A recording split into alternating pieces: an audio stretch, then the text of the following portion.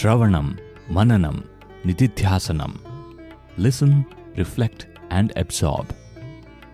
Dear listeners, Sai Ram and welcome to our radio series in which a divine discourse by Bhagawan is played in small parts, and following each part a short discussion is undertaken to reflect on the message. Today's episode was first broadcast live on 18th February 2016. The discourses undertaken for study in this program are from the series of discourses delivered as part of the summer course in Indian Culture and Spirituality, 1991. Have a listen, please.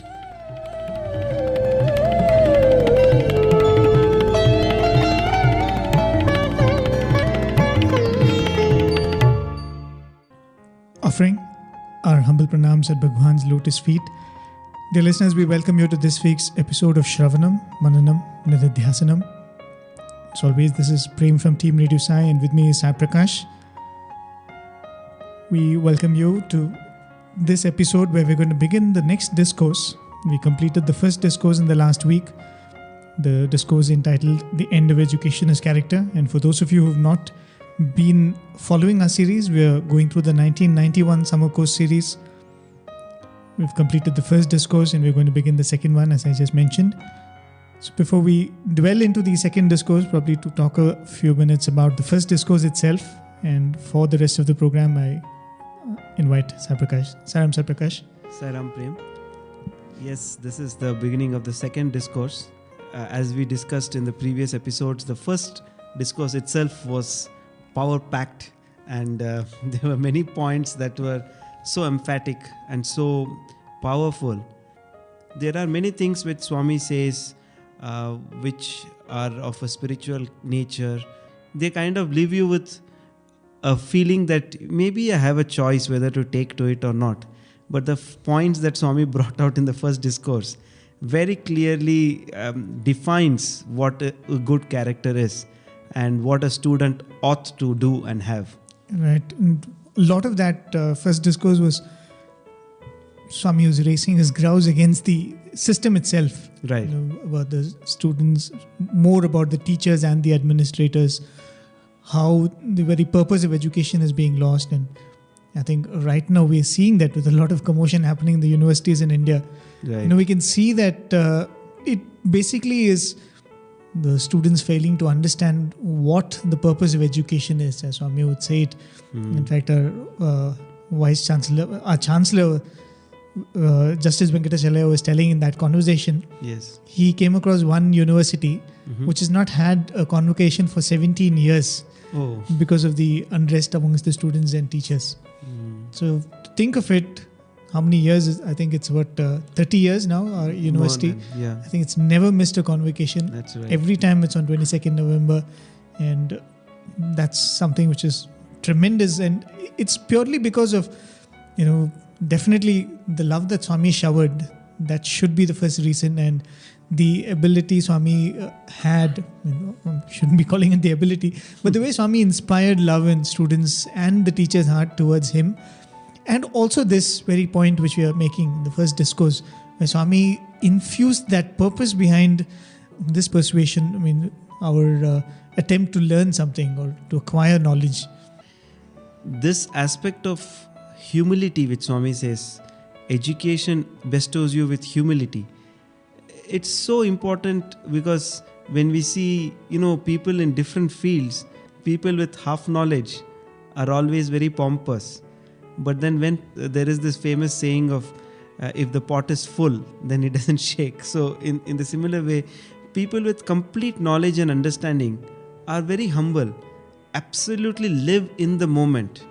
That is one thing we see with Swami, because on the stage here is Bhagawan, who has given you he was expounding the secrets of the Upanishads, for example, on this series. And he would just come down and start speaking to you about what breakfast you had. Absolutely one with everybody. He showed us the right mix of how we should behave and how we should be. Having the complete knowledge and understanding on one hand, at the same time, leading a purposeful and accessible life.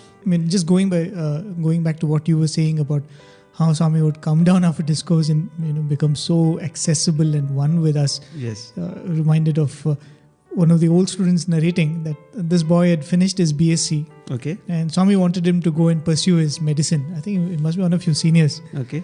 And this boy was very upset because he said Swami is trying to send me away. Okay. Because I think his parents wanted him to become a doctor or something. So Swami told him, see, this is the right age. After BSc, you go and pursue your MBBS. So this boy used to play harmonium during bhajans. Okay. So he was so upset that Swami is sending him away that the entire bhajan session he would sit and play the harmonium but not look at Swami. Okay.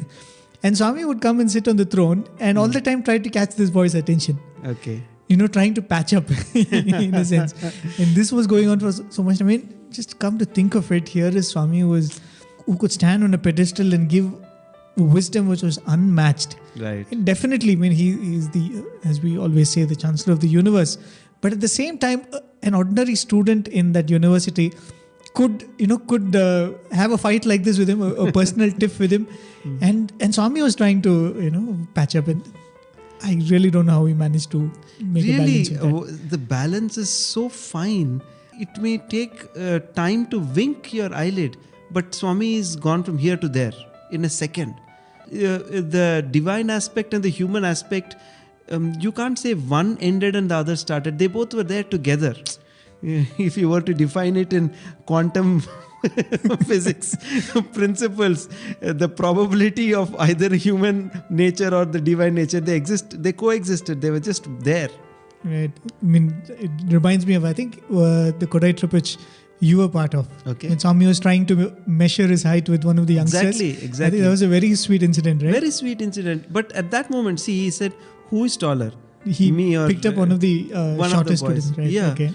And then we were in a fix. Whether Swami wants to be taller or Swami wants to be shorter. So Swami stood side by side, is it? Swami told him, stand next to me. Okay. And then, so Swami is asking, tell me who is taller. So we were looking at each other and hesitating. And then some people made bold to say, Swami, you are only taller. Then some told, no, Swami, he is. Then final conclusion is, Swami, if you measure without the hair, then he is taller. But with hair, you are taller, Swami. All wrong answers. Anoraniyan Mahato Mahiyan. I'm shorter than the shortest, taller than the tallest, bigger than the big. At that moment, one, like a shock wave, like a gravitational wave that came out. One shock wave just went, whom are we living with? That suddenly puts you in. Another incident which happened around the same time. Okay. Swami was sitting and talking to all of us. And suddenly he looked at one of the boys. Just now, what did you think? Just now. And that boy smiled and Swami said, just now you thought how nice it is that Swami is sitting and talking to all of us. I want to stay with you all the time. I want to stay with you all through my life. Did you not think that just now? Then he said, yes, Swami. Means he just once in a while just shows us, a small glimpse. I mean, if scientists today are able to measure a gravitational wave which happened 1.3 billion years back, the size of the amplitude of the wave is 1,000th of the diameter of a proton, which is something like a 1 femtometer, which is like 10 to the power of minus 15. Right. I mean, man has reached that level, and all that looks like nothing in front of Swami. Right. Absolutely. Very true. Here is, you're talking about 1 billion years. If you come to think of it, 13.7, that's the number they say, 13.7 billion years ago, the Big Bang happened. Right. And Swami says that God, the discourse we're going to come to is about that. Swami says, when God came and from God what came. Yes. And it took so many billion years for man to come. And Swami is standing in front of us face to face and saying, you and I are one. Right. You are divine. Do you realize that? And we rejoice at invention or discovery, like what you said, which is worth celebrating. Lifetimes of effort has gone into it, but we are capable of much more. We are. Swami would say, "Amritasya putra." You actually inherit much more than what just this mere scientific thinking.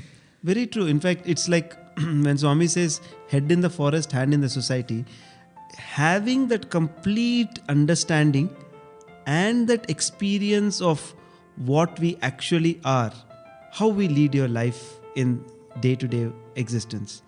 I mean, in a sense, it may not be in its entirety, but that's what even Sri Aurobindo wrote in his Integral Yoga. He says, achieving that kind of unity is one aspect of life, but having achieved that, what do? Coming back and living, being a part of society and passionately living, that is the important part. Just living your life being tossed with joys and sorrows is one way of life. But then having the deeper understanding and coming back, that is what we ought to be doing. Very true. When we were working on an article for the Sankranti, Okay. we were reading about how the Prasanthi Nilayam Mandir was built. The current Mandir in the 1950 it was built. Yeah. Swami would take a towel and tie it around his head, and he would join the workers in carrying the bricks Really? and this one. And at the end of the day, he would give the wages to the workers who had to be paid every day. Swami would serve water. To think of it, here is, when you said that to come back into the world and work passionately. Yeah. What was that passion? What was that drive which Swami had? My God. At the same time, it's a selfless drive. Right. He doesn't want anything. The body is there. It has to do work. So it does work. And it does work which is beneficial to all mankind. At the same time, it expects nothing. That's the spirit, the complete spirit of work. And just like how Professor Nanjundeya would say, he once asked Swami, he said, Swami, are you always God, or do you, get into that God mode whenever you want and come out of it? And Swami said, no, I'm always God. Even when I appear like I'm not behaving like God, or I'm asking you questions as though I don't know, don't get fooled by it. I am always God. There is never a moment I'm not in that state. Oh, I think we'll go into this discourse, the second discourse, and it's named The Vedic Heritage of India. It's very interesting to note that, because Swami spoke about how education is losing its way, how science is actually incomplete. But in this discourse, Swami starts about how man started thinking and wondering, looking around and wondering, asking questions and searching for answers, and found a few answers, was not satisfied, asked more questions. It's a very, very interesting journey. So we'll go into that discourse. In a strange way, I think one of the last two discourses, last but one of the 1990 series was the Vedic heritage. Right. So there seems to be some kind of a continuity between that series and this series, because that's where Swami stopped off in the 1990. After all the, you are not the body, the senses, the mind, the buddhi, the Atman, you are the Atman. Then he says, what is the Vedic wisdom? I think that was the name of the title there. Then now he just gives an introduction on education, and he starts where he left, the Vedic heritage. And it's a very, very interesting discourse, because Swami brings out the scientific way in which people went about looking for God. Okay. Talking about science, of course, that's not going to come till probably next week. But nevertheless, let's begin this discourse. Vishwamandu vibudu వెలుగొందుచుండును విశ్వమందు విభుడు వెలుగొందుచుండును విభునియందు విశ్వమెలుగుచుండు విశ్వ విపుల మైత్రీ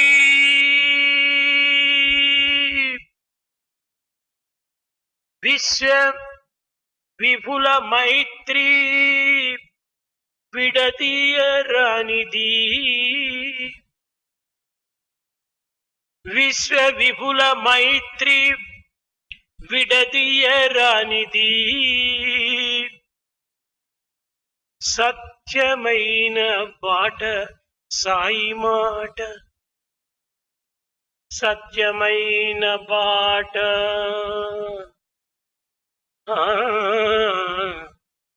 సత్యమైన బాట సాయి మాట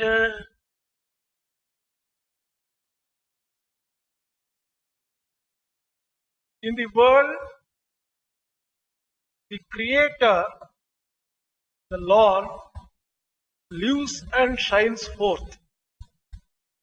and in the Lord is the entire created world shining forth. The friendship between the Lord, Creator, and the created world, he cannot be separated. This is the word of Sai, the path of truth. ఈశావాస్యమిదం జగత్. ఈ జగత్తు ఈశ్వరుడు నివసించదగినటువంటిది. This world is a place where God dwells. జగత్తు అనగా మనము పుట్టి పెరిగి తిరిగి పోయేటువంటి లోకము. When we say the world, it is a place we take birth, live, and leave the place. ఈ లోకమునకు ఆధారము భూమి.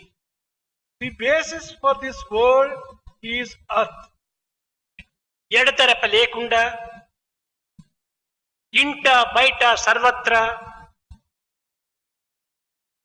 సర్వకాలములు యందు కూడాను గాలి వీచుచున్నది.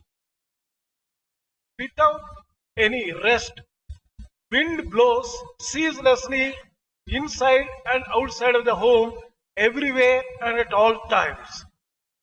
కానీ ఇది మానవునికి కనిపించదు. But this is not visible for man. పగలు వెలుతురు, Light during the day, కార్యకలాపములు ఆహార విహారములు జరుగుతూ ఉంటాయి. the daily routine work and the worldly activity will be going on. రాత్రి కాగానే ప్రకృతి నిశ్శబ్దముగా నిద్రిస్తుంది. As soon as night sets in, nature comes to get stop and sleeps comfortably. మానవుడు పగలు వెలుతురు, Man sees light during the day, రాత్రి చీకటి. during the night darkness. ఈ వెలుతురుకు చీకటికి మధ్యనున్న సంబంధ బాంధవ్యాన్ని మానవుడు గుర్తించడం అత్యవసరం. The relationship that exists between this light and the darkness has to be recognized. మానవుడు తల ఎత్తి పైకి చూచినప్పుడు అనంత ఆకాశములో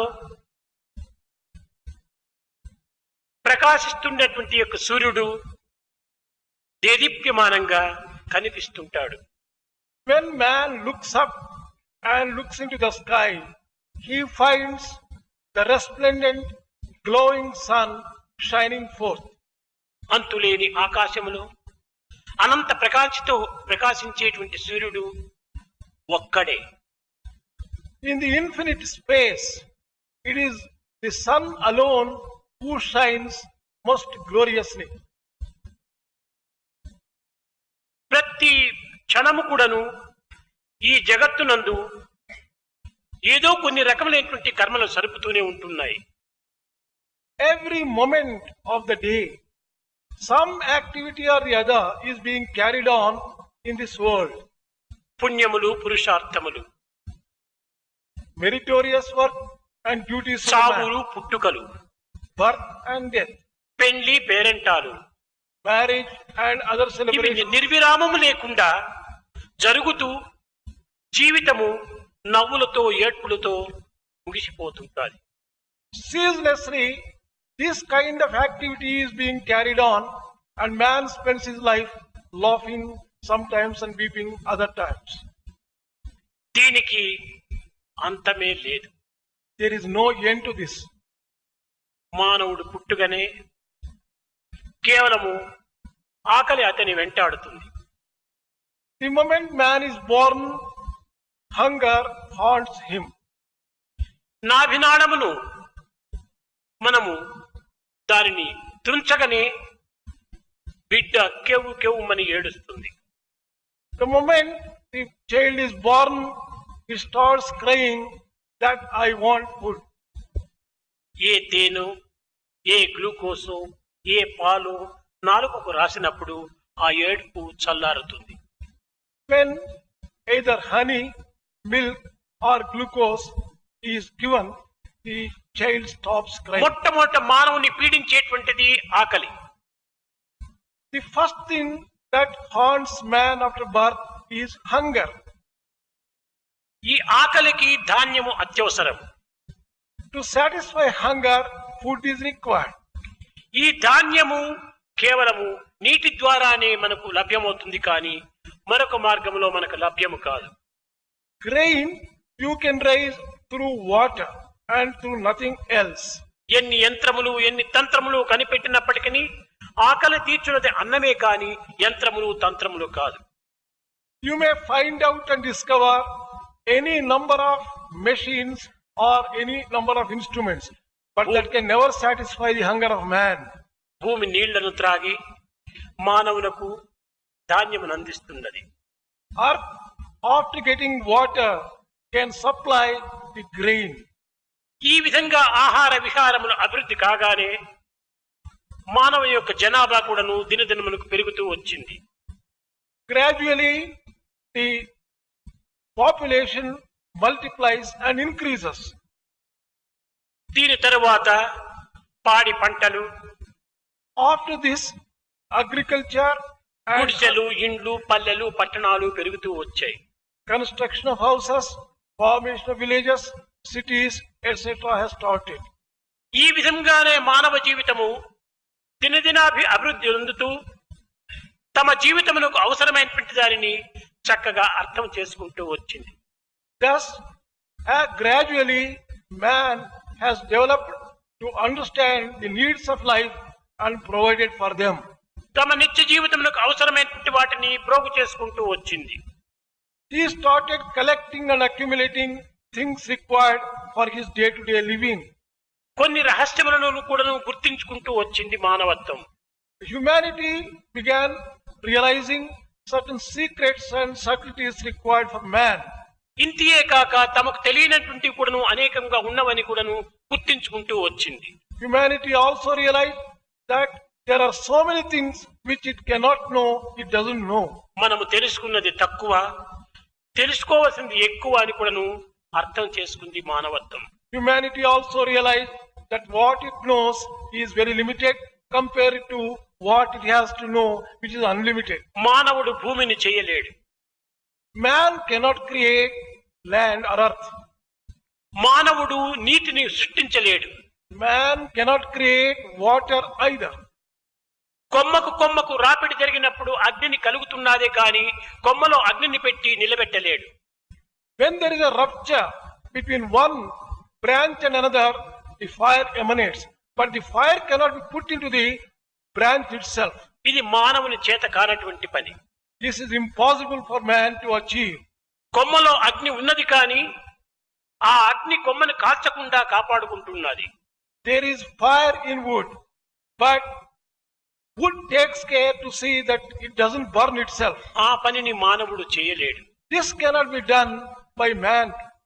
కనుక ఈ విధంగా మనకు కంటికి కనిపించక, చెవులకు వినిపించక, మనసుకు అనిపించక ఏదో ఒక విధమైన శక్తి అంతర్భూతమై ఉన్నది అని కొంతవరకు గుర్తించుకుంటూ వచ్చాడు మానవుడు.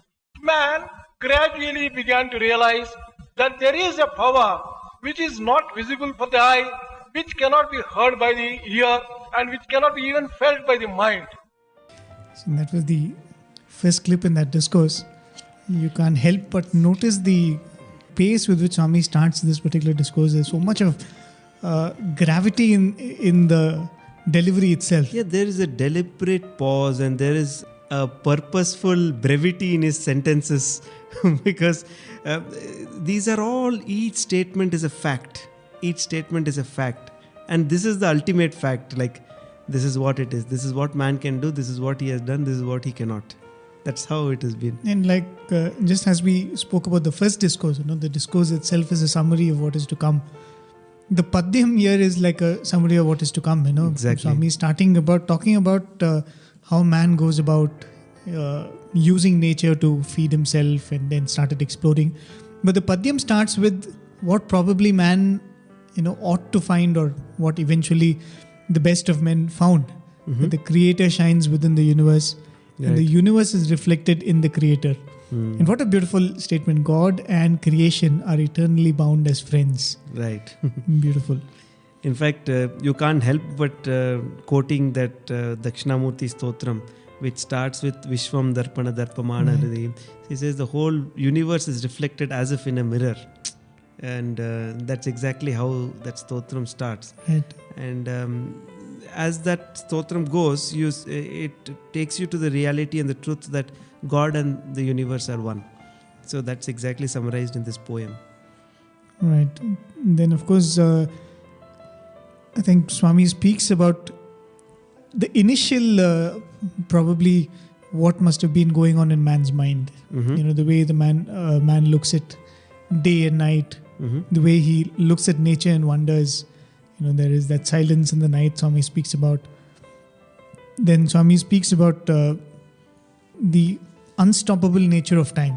The routines go on and on. You vacillate between joy and sorrow. It's a ceaseless routine. And then Swami speaks about childbirth. I don't know where Swami said it in a discourse or something, but Swami would very often make a reference to this, that when the child is born, that whole process when it first comes to earth, it's very similar to the very beginning itself. Is it? The lot of things. One of the things which Swami spoke about is how the various forms the fetus takes within the human body. Yes, that I heard. Similar to evolution and very similar to Dashavataram also. Right. So many times Swami would say that. I think in Premavahini Swami says the entire day of a man is very similar to the day of the Lord. Okay. Ending with Pralaya and then again beginning with creation. So I think probably Swami is hinting at a similarity between that. Okay. How when you're born there is that need for food, where the need for food turns to outside. I think the need for food is always there even when in the womb, but there's no lag between the need and the satiation there. But then when the umbilical cord is cut, then Swami says that the child starts crying. Probably the desire to know or the desire to achieve starts from there. What was already yours, now you're beginning to search for it. When Swami is talking about the sun, the moon, the day, the night, and all these things, and how beautifully it describes, basically looking at them, it is the Prakriti, it's nature, and it is that aspect of creation. Swami, I think in one of his discourses quoted, Swami narrated this story from the Ramayana. Okay. See, the Ramayana itself is very symbolic. Everything is at the Atma Ramayana, as Swami, as you have been discussing, the Ramkatha Rasvahini. It's a divine play, and it's so similar to all our lives. There, I believe, at the end of the war, when they all came back and Rama was distributing gifts to everybody, Hanuman said, I don't want all this. I don't want this gift. I want to know the mystery of your life. What is the mystery of your life? I want to know why all this happened. What made this happen? Then Lord Rama looked at Mother Sita and said, you answer his question. Right. I think, I don't know, it's one of the discourses Swami mentions that. Okay. That time, apparently Lord Rama says that I can't speak about it. Oh, is it? He says, I can't speak about it. The only person who has the authority to speak about it is Mother Sita. Because the whole thing was her play. Her play. He's saying, I was only a witness. Whatever you saw about, the going away to the forest, the killing of Ravana, then again Mother Sita being sent away, it's all Sita's play. Oh. Rama, who is the Atma, is always only the witness. He's just the witness. So she says, I am the Mula Prakriti, I am the Maya, and I am the one who has brought about this variety, this duality, all these happenings. I have brought it about, teach a lesson. So the nature is like the vesture that God wears. In a sense, it is trying to define the indefinable. When there is a manifestation of the unmanifest, then you get into trying to describe him. There are points of description, there are qualities, there is limitations, there is beauty, everything comes into play. Right. It reminds me of what we study in science. This LPG gas which we use at home, liquefied petroleum gas. We often know that when we don't close the faucet properly. Yes. You have a gas leak and you have a smell. Yes. But I think in my 10th standard, I remember coming across this fact. Mhm. The LPG gas actually does not have any smell at all. Is it? It is an odorless gas. Then? Right? So, because to avoid any accidents which would be caused due to a leak, Yes. they add a substance to the liquefied petroleum gas. I think it's called ethyl mercaptan or something. Okay. That gives that smell. Okay. But in usage, see, we've got so used to it, so we think that hey, I'm getting the smell of gas. You've added something to define something, as you said, which is actually not definable through the sense of smell. Correct. It's literally like that, and over a period of time, we think that this is a quality of that. Right, and once we define the gas with its attributes, we define the food it cooks as well. They say. So, in such a measured way, Swami starts, and he gives all the various aspects of nature, and then comes this master statement. He says, you may have a lot of technology and machines, but can they satisfy your hunger? You're born with hunger. Hunger drives you. You may have technology, but technology cannot satisfy. Man cannot make the earth. Man cannot make water. Man cannot make food. Water makes food. The earth accepts the water and gives you food and grain. How beautiful it is. And it's really, it's a wonder, how deep something as simple as hunger and food actually even reflects in our mind. If we take the time to observe people around, yes, the way they would behave before dinner, after dinner, before when they are hungry. Swami Vivekananda says that you can't teach spirituality to a hungry man. It's so true, because your perception itself is so different. Your mood, your receptiveness is so different when you don't have hunger, or when your mind is cleared of that hunger. And when Swami says that you have not found a way to release yourself from hunger and thirst. In fact, a slight digression at this point. One of the old devotees of Swami said that he was keenly observing, and he realized that Swami never had any hunger. In the sense that Swami would never say that, okay, let us go for food, this, that. Because somebody would say, Swami, the lunch is ready or the food is ready. It's like you inviting him to come and have food. And then he says, okay, I'll come because you want me to have it. That kind means that was the spirit in which he led his everyday life. Because, having the conviction that you are not fostered by the food you eat, and living it actually are two different things actually. It's a classic image which stays in front of our eyes, in Trai Vrindavan. Swami would stand and give discourse. If you offer water to him in his glass, Swami would dip his finger. He won't drink water. He would dip his finger and just put it in his mouth. Just to make you happy. Just to make us happy. The beautiful sights they were. Then of course, what a wonderful thing that Swami is mentioning here, about fire. That when two branches of a tree rub each other, there is fire. Correct. The fire was always inside. It was never introduced from outside. Yes. And man can never actually introduce fire from outside or create fire. But how did that branch sustain the fire without burning itself? This is a very Upanishadic example. And it is there, this example itself is there in, I think, one of the Upanishad. How the fire exists inside the wood, so also the Atma is there within you. I think the 2-3 analogies related to fire. The fire and the burning iron ball. I think that is another very strong imagery in Upanishads. Okay. Where they say, when you touch a hot ball, does the fire burn you or the iron burn you? Okay. I think there's some, as you're saying, even this branch and fire is similar to that. Where does the fire come from? Yes. If the fire was always inside, how it did not burn the branch, as Swami is saying here. And it's again, we have found different ways of making fire from other things, but I don't think we've found ways of creating fire. What Swami is saying here. Correct. We've found the art of, we strike these two together. Only fire. Generate fire, but creating fire, what Swami is saying. Even creating water. That's why these are the 5 elements. Right. How can man ever create the 5 elements? Earth, fire, water, air, and space. How can man actually create any of these 5 elements? And I think Swami is mentioning all of them. Even the earth, he started with that, Yes. Swami says that man cannot create earth. Yes. He realized that he could not create earth. Then Swami is saying, And Swami spoke about wind. Correct. The wind is all pervasive, though he doesn't see it. He realizes that it's everywhere. Yes. Then Swami speaks about water and then fire. Beautiful. So he says, looking at all this, man gradually started understanding that there is a power which is beyond and which is controlling this entire creation. And then, of course, Swami mentions that, it's a wonderful thing which Swami is referring to, because he's saying that even as man went about like this, he found ways of using nature to satisfy himself. And he started understanding nature more. But even in that understanding, there was this strong, recurring thought that there is so much more that I cannot understand. Correct. Hinting that probably that humility was what led man to, or gave man the ability to know more. Very true.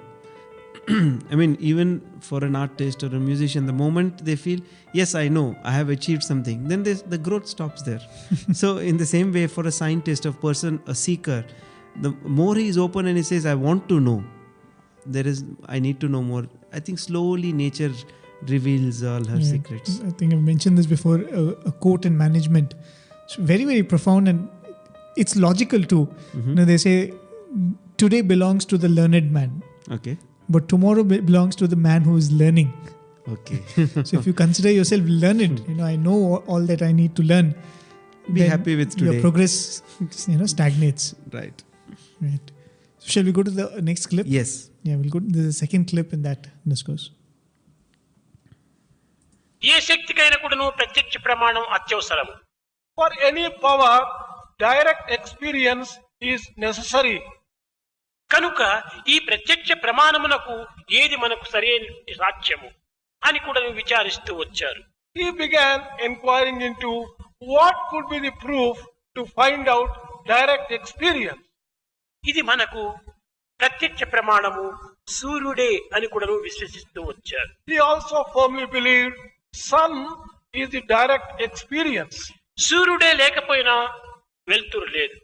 Without sun, there is no light. కేవలం వెలుతురు మాత్రమే కాదు, ఏ విధమైనటువంటి సృష్టి కూడాను స్తంభించిపోతుంది. Not merely light, creation itself comes to a ఈ standstill. ప్రపంచమునందు ఏ వృక్షములు అభివృద్ధి కావాలనను, ఏ పంటలు పండవలనను, ఏ జీవి పెరగవలనను, ఇవన్నీ కూడాను హైడ్రోజన్ అత్యవసరం. In this world, for the growth of the trees, crops, or even living beings, hydrogen is essential. ఈ సూర్యుని యొక్క ప్రధానమైనటువంటి శక్తి hydrogen, helium. The most important power supplied by sun is hydrogen, helium. ఈ హైడ్రోజన్, హీలియం రెండు లేకుండా పోతే అసలు జగత్తే లేదు. Without these two, hydrogen and helium, there cannot be world at all. కనుక ప్రత్యక్ష ప్రమాణము మనకు సూర్యుడే అని విశ్వసించుకున్నారు. Therefore, man believed that sun provides the direct experience as a proof of divinity. ఈ సూర్య తత్వమునందు అనేక విధమైనటువంటి కొన్ని రహస్యాలు కూడాను గుర్తించుకుంటూ వచ్చారు. Man also began realizing a few subtle secrets of the sun. క్రమక్రమేణ Gayatri మంత్రమునందు ఈ సూర్యుని ప్రధానమైనటువంటి దేవతగా విశ్వసిస్తూ వచ్చారు. Gradually, in the Gayatri mantra, the secrets of sun were ధియో యోనో ప్రచోదయాత్. సూర్యుడు ప్రకాశించినట్టుగా మానవుని యొక్క బుద్ధి కూడాను అమితంగా ప్రకాశించాలి, సూర్య ప్రకాశము మన బుద్ధిలో ప్రవేశించాలి అనేటువంటి ప్రార్థనలు సలుపుతూ వచ్చారు. The prayer was offered that man's intellect should shine resplendently in the same way as the sun. The power of the sun should enter the intellect of man and shine forth. కనుక ప్రత్యక్ష ప్రమాణమునకు సూర్యుడే ఆధారము. ఈ సూర్య ఆధారమును పురస్కరించుకొని గాయత్రి మంత్రమును ఉచ్చరించుకుంటూ గాయత్రియే వేద మాత అని కూడా విశ్వసించుకుంటూ వచ్చారు. Man, taking sun as the basis of direct experience, offered the prayer of Gayatri and said, this Gayatri mantra is the mother Veda. ఈ గాయత్రి కూడాను కేవలము ఒక కాలమునకు, ఒక దేశమునకు, ఒక పాత్రకు సంబంధించినటువంటిది కాదనియు, This mantra of Gayatri is not confined to any particular nation, any particular people, any particular time as such. పూర్వస్వః మూడు కాలములకు కూడాను సంబంధించినటువంటిది అని కూడాను విశ్వసించారు. This mantra is applicable to all the three times. This is the belief. తత్ సవితుర్వరేణ్యం భర్గో దేవస్య ధీమహి ధియో యోనః ప్రచోదయాత్. చీకటిని రూపమాపేటువంటిది వెలుగు. It is the light which destroys darkness. వెలుగు లేకుండా చీకటి ఏమాత్రం కూడాను మనకు దూరం కాదు. You cannot dispel darkness without light. కనుకనే భర్గో దేవస్య ధీమహి, భర్గో ఈ చీకటిని రూపమాపేటువంటి సూర్యుడు ఈ గాయత్రి రూపంలో ప్రధాన స్థానమును ఆక్రమించాడు. That is why sun has been given the place of prime importance, as the light which emanates from him dispels darkness. ఈ విధంగా ఏదో ఒక శక్తి ఉన్నదనియు ఆ శక్తియే దైవమని కూడాను విశ్వసించుకుంటూ వచ్చారు. Man began believing that there is some invisible power, and that would be క్రమేణ కూడాను అంకెలను కొంతవరకు నేర్చుకోవడానికి ప్రయత్నిస్తూ వచ్చారు. Gradually he began realizing and learning numbers, numerology. 1, 2, 3, 4, 5, 6, 7, 8, 9, 10. The numbers 1, 2, 3, 4, 5, 6, 7, 8, 9, 10. ఈ 10 అంకెల లోపల కూడాను ఒకటే ప్రధానము కాని మిగిలిన అన్నీ కూడాను దీనికి భిన్న స్వరూపాలే. In these 10 numbers, the most important and primary one is number 1. The others are only different manifestations and combinations. 2 అనేది నంబర్ ఉంది అంటే 2 ఒక్కట్లు చేరటం వల్లనే 2 అయిపోయింది. Number 2 consists of 1 repeated twice. 9 అనేటువంటి అంకె ఉండదంటే ఇక్కడ 1, 2, 3 9 ఒక్కట్లు ఇందులో చేరటము సంభవిస్తుంది. Number 9 stands for number 1 being repeated 9 times. మిగిలిన నంబర్లు అన్నీ కూడాను ఒకటికి రూపాంతరములే అనేటువంటి సత్యాన్ని గుర్తించారు. He realized that all the other numbers are variations of number 1 alone. కనుక ఒక్కటే ఉన్నది ప్రధానం నందు. Therefore, number 1 is the most ఏకం important. సత్ విప్రా బహుదా వదంతి. ఉన్నది ఒక్కటే అయినప్పటికీ వ్యక్తులు దీనిని అనేక నంబర్స్ గా భావిస్తూ వస్తున్నారు అని ఒక సత్యాన్ని గుర్తించారు. He realized that what exists is only one, but different people began describing this in different words. దీనిని వేదమునందు ఏకోహం బహుశ్యాం, ఉన్నది ఒక్కటే అనేక లక్షలు మిలియన్లుగా మారిపోతున్నది. Vedas also have declared this truth, that there is only one and it manifests itself in ఒక్కటి లేక innumerable. 2 కానీ 10 కానీ మిలియన్లు కానీ కావడానికి వీలు లేదు. Without number 1, you cannot have either 10, hundreds or even millions. కనుక ఈ నంబర్ల ద్వారా దైవము కూడాను ఒక్కడే అనేటువంటి సత్యానికి వచ్చారు మానవులు. With the help of numbers, man realized that the truth is that there is only one and that is God. ప్రపంచములో ఒక మనకు అతీతమైనటువంటి శక్తి ఒకటి ఉన్నదనియు ఆ శక్తి ఒకటే కానీ 2 కాదని కూడాను విశ్వసించుకుంటూ వచ్చారు మానవులు. Men began firmly believing that in this world there is only one transcendental power. There is nothing more than one. ఆ ఒక్కటే అనేక రూపములు ధరించి That very one has taken different అనేక forms రూపనామముల చేత with different names and forms. జగత్తును వ్యాపించి ఉంటున్నది. It has pervaded the entire universe. ఈ సత్యాన్ని పురస్కరించుకుని ఈశావాస్యం విధం జగత్తు అని చెప్తూ వచ్చింది. Based upon this particular truth, they said that the entire world is permeated by Ishvara, Lord. I think when this morning or yesterday when I was cutting the files, I didn't realize it was so beautifully placed, because the 2 clips which we played, Yes. the first clip, the discourse part started with those words, Ishavasyam itam jagat. And in the second clip, the last thing which Swami says, literally derives that point, how this was declared by the Vedas. It's like a scientific derivation of how man slowly his consciousness raised and how he started understanding the various aspects of divinity. Right. Swami starts with that concept in Vedanta called Pratyaksha Pramana, where you believe in things which you are able to conceive through your senses. Correct. And first and foremost, it's sight. You believe what you see. And Swami goes on to say how for that light is the very basis. Okay. You can't see without light. You can't see in darkness. So when light is the basis, Swami goes on to say that the first source of light for man was sun. So sun was seen as the very foundation for this concept of Pratyaksha Pramana. Correct. And wonderful, how Swami says, just like how you need the sun to see the objects outside, you need brilliance and the intelligence to see things in the right light. Correct. Just like how in a dark room you can't see the color of objects or the exact shape of objects. Same way, when you're trying to understand through your intelligence, you can't see it in their right form if your intelligence is not illumined. Yes. And so Swami said, Swami says the idea of the Gayatri Mantra comes, where it's actually a prayer for illumination of the Buddhi. Dhiyo yo na prachodayat, Swami says. Correct. I mean, the Gayatri Mantra itself, Swami has spoken a lot about it. And then, Swami would often say, while having your bath, you chant the Gayatri Mantra. Right. Just chant the Gayatri Mantra. And he said it has no time, it has no limitation, you can chant it. But putting it in this context is so beautiful because he says the sun becomes the basis and we are looking to the sun to brighten our intellect. That's what it is. I mean, if you look at it, as Swami says here, sun was looked up as sun god himself.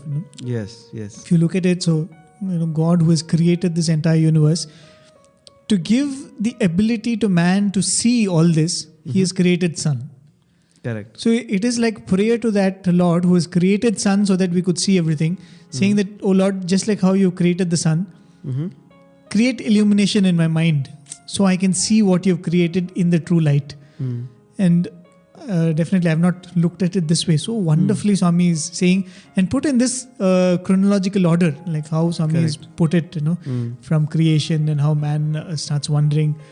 And then how man realizes that sun seems to be the basis for his inquiry itself. Correct. His ability to see things and learn things. Correct. So then relating it to the mind and then making this prayer.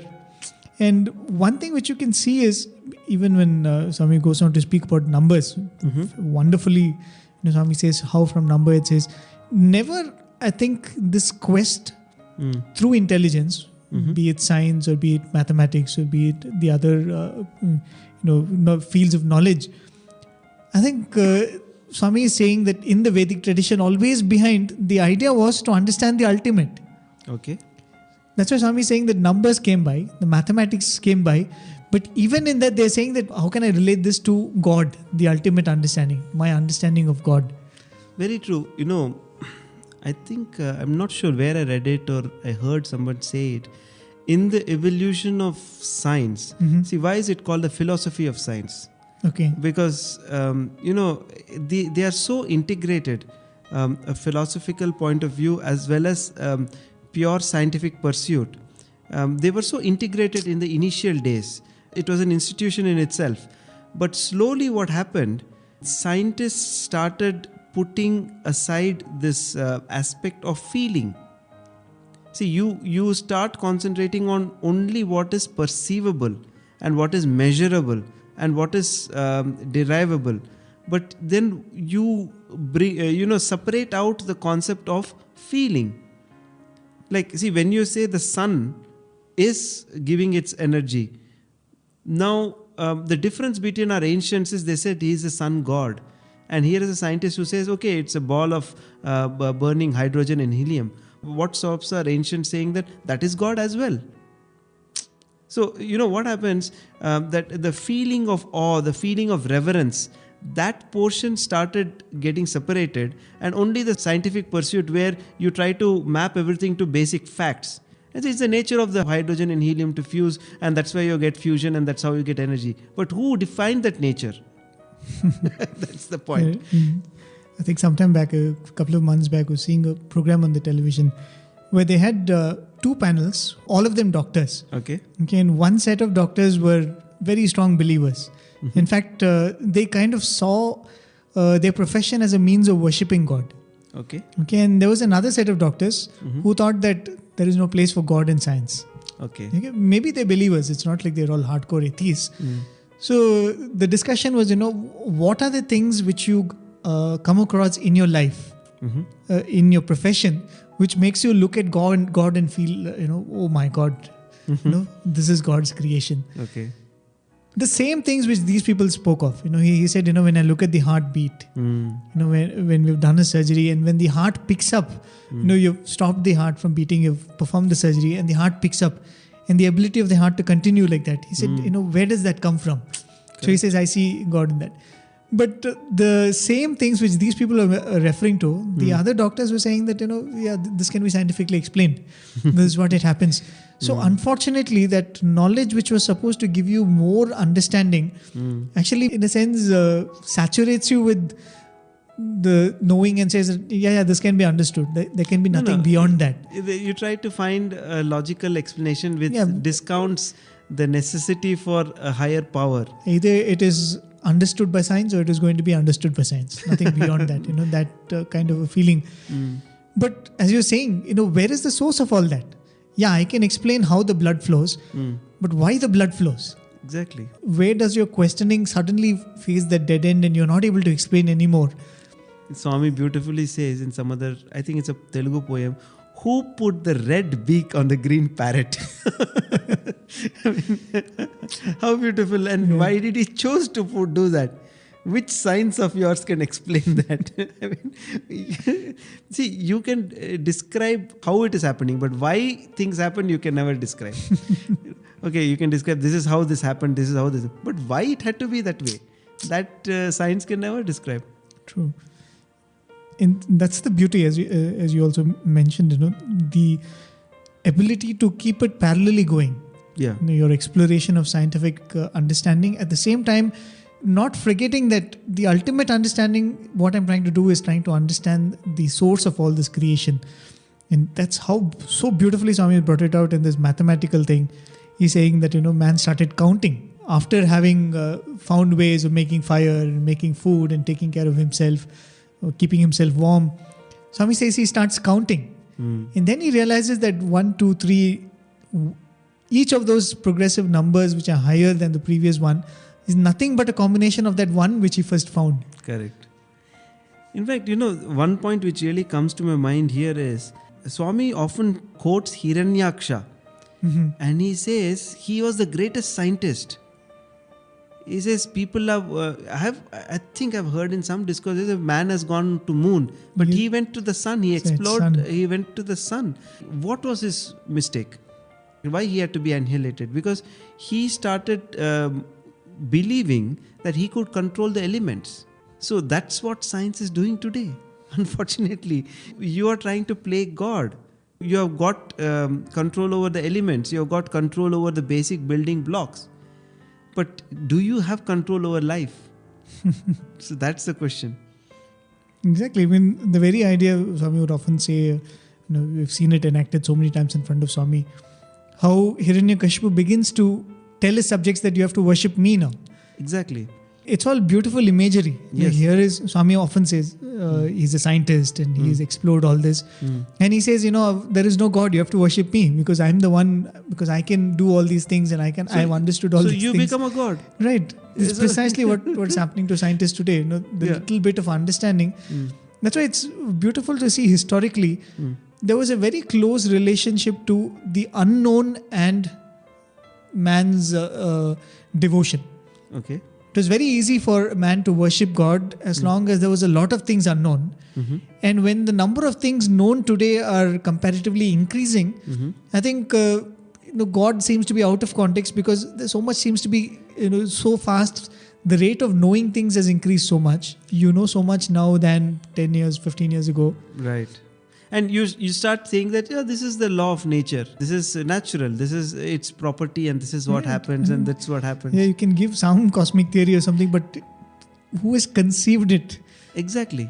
And so when Swami says that this is how our ancients saw, and this is how they perceived that there is a force that is beyond us, and in that context how he talks about the sun, and he says the most direct experience every day is the sun. And so they started worshipping the sun as sun god. And next he goes on to the numbers, and how beautifully he says it is the one that has become the many. Right. And then from there he says that's why the Vedic dictum that ekam sat vipra bahuda vadanti. The truth is always one, but it is spoken of as many. And ekoham bahusyam, so he says that one becomes many. But the many is always actually multiples of that same one. That's right. It's amazing how man explored this and crystallized his explorations in the form of this Vedic dicta. Because when you say Veda hametam purusham mahantam aditya varnam tamasam, so these are our ancient scientists. The sages were the greatest scientists. I mean, Charaka Samhita, if you see, he was a sage Charaka who did medicine. So all the scientists, all of them, right. Greatest scientists were sages, greatest sages as well. Each one explored one field, and they did that with reverence, with humility, with devotion. And that's why they were able to achieve so much. As you're saying, total selflessness, I think even in the earlier series we had mentioned, here are a group of individuals who have given up everything in life. Mm-hmm. That's why we revere them as sages or renunciants or Brahmins. Correct. Those who have given up everything else and they've pursued knowledge, and they come back and say this is the truth. Correct. But we question it, because what is given selflessly, there's nothing a person gains by my understanding his concept or not. Correct. And when he gives it, definitely there must be some amount of truth behind that. We are ready to go by what the scientists say, which is not wrong. This is again a thing I think in this discourse or the discourses in this series, Swami mentions how truth is the very basis for science too. Yes. Honesty is the very bedrock on which scientific understanding stands. You can't cheat yourself. You can't forge your experimental results. That intellectual honesty. Right. You not getting a result may be more important than you getting a result. Right. That's the point. Exactly. And I think that is what Swami says, that they came to know so much. They came to understand so much. But always they were honest with themselves, saying that there's definitely so much more to be known. Correct. And that unknown is still, in the grasp of somebody who is superior to all of us. Yes. And dear listeners, just a couple of clips that we played today would have given you a sample of what this discourse is going to be. And possibly the series as well. The series as well, absolutely. One thing is, Swami is not compromising anywhere. It's really the essence of the Vedas which is flowing through Swami's words. But at the same time, in such a beautiful, logical flow, and as you said, measured tone and a measured delivery. And really waiting to look into the rest of the discourse, but for that you'll have to come back next week for the next episode of Shravanam Mananam Nidhidhyasanam. Till then, this is Prem from Team Radio Sai, and with me, Sai Prakash. We offer our most humble pranams at Bhagawan's lotus feet for this opportunity, and thank all of you for joining us.